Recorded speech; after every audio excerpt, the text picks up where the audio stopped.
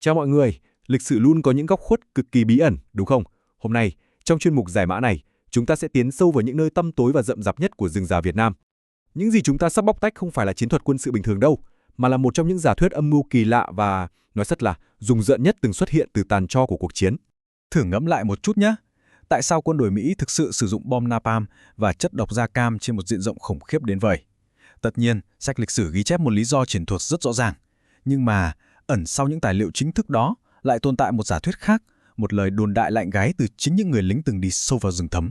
Để hiểu được toàn bộ câu chuyện này, chúng ta phải quay về với cội nguồn của nỗi sợ hãi. Phần 1. Huyền thoại loài ma rừng. Cùng đi sâu vào vấn đề này nào. Đối với cộng đồng người dân bản địa thời đó, khu rừng không chỉ là cây cối hay hệ sinh thái. Nó giống như nơi trú ngụ của những thứ vượt xa tầm hiểu biết của con người vậy. Họ gọi chung là ma. Nhớ rằng đây không chỉ là những linh hồn vô hình bay lơ lửng như kiểu phương Tây đâu.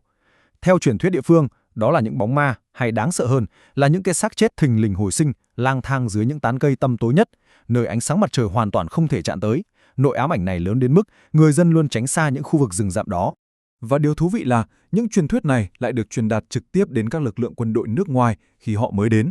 Những người dân tộc thiểu số vùng cao, hay còn gọi là người thượng, đã đưa ra những lời cảnh báo thực sự lạnh gáy cho lực lượng thủy quân lục chiến Mỹ. Họ nhấn mạnh rằng có những xác chết biết đi đang trực chờ sẵn trên ngọn cây. Đây hoàn toàn không phải là những câu chuyện dọa trẻ con, mà là lời cảnh báo cực kỳ nghiêm túc từ những con người hiểu rõ vùng đất này nhất. Chuyển sang phần 2. Lính Mỹ đối mặt ác quỷ. Lúc đầu những người lính thủy quân lục chiến với vũ khí hiện đại và tư duy thực tế hiển nhiên gạt phăng những lời cảnh báo đó đi, coi nó chỉ là mê tín dị đoan. Chuyện bình thường mà, phải không? Nhưng rồi, bắt đầu từ năm 1965, mọi thứ dường như đảo lộn hoàn toàn. Bỗng nhiên, những truyền thuyết tưởng chừng vô lý lại trở nên chân thực một cách đáng sợ. Hàng loạt báo cáo dồn dập gửi về miêu tả những bóng hình kỳ dị với đôi mắt đen đặc và hàm răng nanh, thoát ẩn thoát hiện siêu nhanh qua các ngọn cây. Lời cảnh báo của người thượng dường như đang hiện hình ngay trước mắt họ. Điểm thực sự đáng sợ khi chắp nối các báo cáo lại là một trần dùng kinh hoàng hiện ra.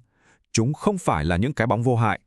Những lời kể lột tả các thực thể di chuyển với tốc độ siêu nhiên, mang đặc điểm của thú săn mồi với răng nanh nhọn hoắt và đôi mắt thì đen đặc, hoàn toàn không có tròng. Và phần rùng rợn nhất, chúng không chỉ hù dọa, chúng thực sự nhắm đến việc bắt cóc và ăn thịt những người lính mất cảnh giác. Phần 3. Quái vật bất tử năm 1965. Mọi thứ bắt đầu leo thang từ đây. Hãy thử đặt mình vào vị trí của một người lính được huấn luyện bài bản, xả cả băng đạn tiêu chuẩn và một sinh vật đang lao tới, để rồi kinh hoàng nhận ra vũ khí của mình hoàn toàn vô dụng.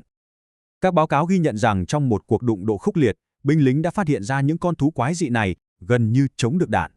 Lực lượng hỏa lực thông thường không thể nào hạ gục được chúng. Phần 4. Kế hoạch xóa sổ bóng tối.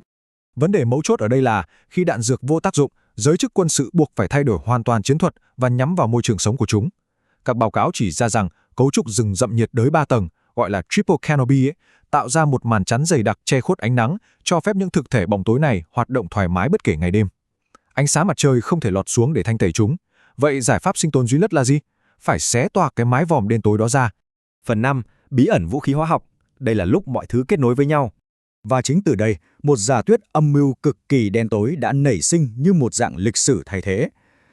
Theo hồ sơ lịch sử chính thức, chất hóa học và bom napalm được dùng để phát quang rừng, triệt tiêu nơi ẩn náu và nguồn hậu cần của đối phương.